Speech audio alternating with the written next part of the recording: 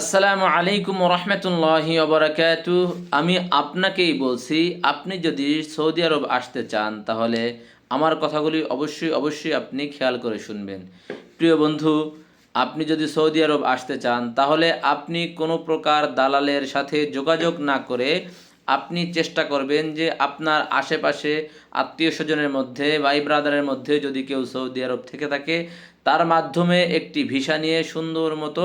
ভিসাটি processing করে আপনি Saudi আরবে চলে আসুন। কেননা বর্তমান সময়ে আমরা দেখেছি সৌদি আরবে অনেক দালাল বের হয়েছে, যারা আপনাকে বিভিন্ন প্রকার প্রলোভন দেখিয়ে, বিভিন্ন প্রকার লোভ দেখিয়ে, অনেক কথা বলে আপনার কাছে ভিসা বিক্রি করে সে সাময়িকভাবে লাভবান হবে, কিন্তু বা আপনাকে সে বিপদের মধ্যে ফেলে দিতে